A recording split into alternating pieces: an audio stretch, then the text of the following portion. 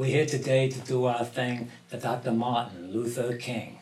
When Dr. King was here on earth, he struggled hard for all he was worth to bring justice into this world for every man and woman, little boys and girls, because he didn't just think about himself. He thought about everybody else. He thought about the homeless living on the street. He thought about the people with nothing to eat. He thought about hardship and poverty. He thought about war and slavery. He thought about his people who are not free. He thought about you. He thought about me. And when he thought, he dreamed a dream.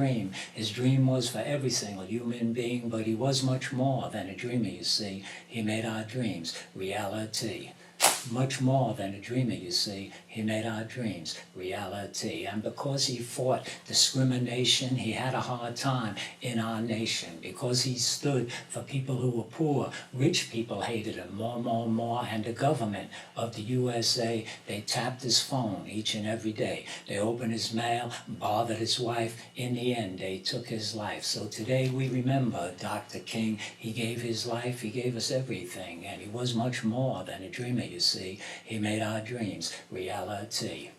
Much more than a dreamer, you see. He made our dreams reality. So here's a big question, give it a whirl. How did Dr. King change the world? He didn't have bombs, didn't have guns, didn't have corporations to make things run. He didn't have money in 1,000 banks, didn't have an army, didn't have tanks. He had one thing plain to see. He had a lot of people like you and me. Nobody listens when one man speaks. Thousands of people come out in the streets, and then we can make the world change. Then there is nothing that we can't arrange. People like you, people like me, people who are struggling to be free. Kids in school, fathers and mothers, people who act like sisters and brothers. When we move together, we are strong, and we could have our dream before too long, because he was much more than a dreamer, you see. He made our dreams reality.